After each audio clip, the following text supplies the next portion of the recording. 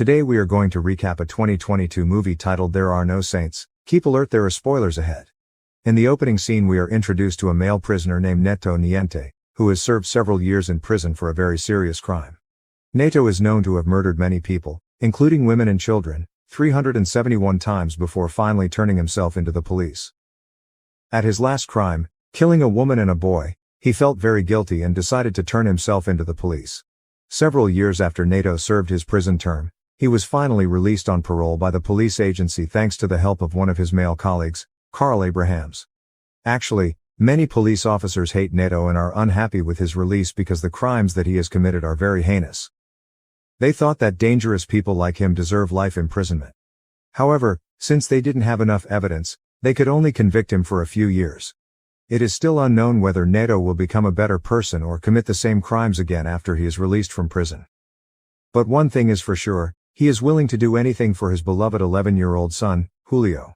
That day, when Neto got out of prison, he was picked up by Carl, one of his old friends closest to him. Carl was willing to spend a lot of money to free Neto from prison because he already owes a lot to Neto. On the way to the hotel where Neto will be staying, Carl immediately gives him everything he needs, from a cell phone, car, passport, and $30,000 so that he can start a new life. That night, when Neto was stretching in the hotel room, he heard the alarm sound from his car, so he went out to check on the situation. Unfortunately, when he came out of his room, he was suddenly beaten and attacked by a group of police officers with repeated bats. Neto does not give any resistance or counterattack to the police because he realizes that the attack was just a trap to get him back into prison. The police officers hate him and think that people with dark pasts like him can never be forgiven. After the beating, Neto returned to his room and treated the bruises on his face and body. The next morning, Neto went to his ex-wife's house named Nadia to meet his son Julio, to unwind after being separated for years. When Julio saw him, he immediately ran to hug him with a happy feeling. Julio was very happy with his presence, but when he learns that Neto won't be living together in the house, Julio feels very disappointed. Julio explains that their house situation has worsened when Nadia's boyfriend, Vincent, is always rude and often scolds them. Julio added that Vincent did not hesitate to hit Nadia if she accidentally made a mistake. Shortly after, she asked Neto to hurry back to the hotel, considering that Vincent would return to their house soon. Before Neto left, he had time to take some photos of Julio before he left the city. While looking at his photo, Neto remembered what Julio said about Vincent, so he plans to find out about Vincent's real identity. In the evening, Neto goes to a bar owned by his old friend Bailarin, a famous gangster boss in Mexico. He asked Bailarin about the origins and background of Vincent. Bailarin told him that Vincent was a fairly successful property entrepreneur. Still, he also owned an illegal business and worked with the drug cartel groups from southern Mexico in the field of arms smuggling. The next day, Neto decides to follow Nadia secretly to find out where Vincent's base is. After a long journey, they finally arrived at a long-abandoned factory, where she entered the factory to ask Vincent for the house dues. When Neto returned to his hotel, he found Julio waiting for him in the hotel room. He immediately brought Julio into the room to rest while seeing some pictures that Julio had taken. In the afternoon, Neto drove Julio back to Nadia's house before he finally went to a parking lot to eat some burgers in the car. While enjoying his dinner, Neto got a short message from Nadia telling him to stay away from Julio because she knew he had many enemies that could endanger Julio's safety. Neto reluctantly agreed to her request because he knew he couldn't be with Julio all the time. Shortly after, a group of men suddenly appeared and surrounded Neto's car while pointing guns at him. Without feeling scared, he stared intently at the gang of thugs and immediately put up a fight when they fired shots. Even though he had to deal with several armed people at once, Neto could still defeat them all very easily. He even managed to blow up the car of one of the thugs who intended to escape from the place. Days later, Nadia and Neto linked up in a parking lot where they had some fun before Nadia warned him to stay away from them for good. All this ongoing, Vincent's goons were witnessing everything and reported back to Vincent. Out of anger, Vincent instructed them to kill Nadia and kidnap Julio. In the evening, when Neto returns to the hotel, he gets a call from Julio saying that their house is currently under attack. Hearing the news, he immediately rushed to drive his car to Nadia's house before something bad happened to Nadia and their son. Unfortunately, it was too late because by the time he arrived, Nadia was already lying on the floor, covered in blood and lifeless. Shortly after, he realized that the perpetrator of this attack was her lover, Vincent, who intended to kidnap Julio. One of Vincent's men immediately pointed a gun at Neto and threatened him not to put up any resistance. However, Nato could swiftly defeat him and snatch the gun from his hand before a gunfight broke out between them. Unfortunately, after Nato managed to defeat all of Vincent's men, Vincent had already gone and escaped with Julio. Shortly after Vincent's car left the place, the police officers arrived and thought that Nato was the perpetrator of Nadia's murder. He had to run away from that place because the incident had made him a fugitive from the police again. That night, Nato again meets with Carl under the flyover to ask for help so that he can find Vincent, who kidnapped Julio. Carl, who has many connections with the gangsters, says that Nato can start the search by meeting one of Vincent's business partners named Jet Rink, a legal arms dealer who gets supplies from Vincent. After getting some money and a car from Carl, Nato immediately rushed to the nightclub run by Jet Rink. While at the nightclub, he asks the female bartender, Inez, about Jet Rink's location. Then she says he can ask Jet Rink's girlfriend, Kaylee, to take him to Jet Rink's house. After Nato gives some money to Kali, she finally agrees to take him to Jet Rink's house and introduce him to Jet Rink.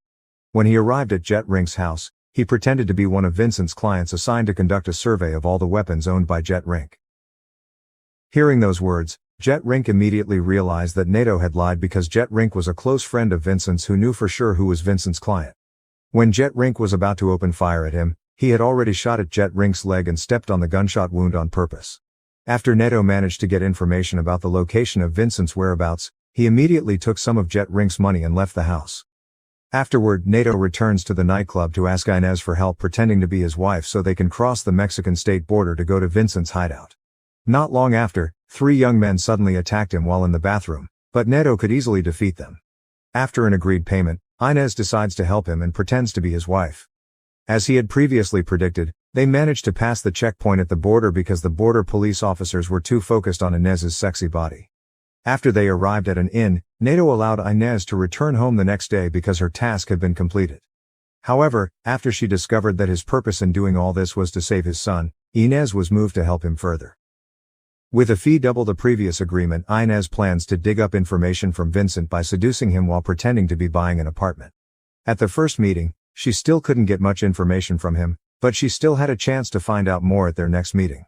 The next night, when Inez meets with Vincent at his main headquarters for a drink, the unexpected happens.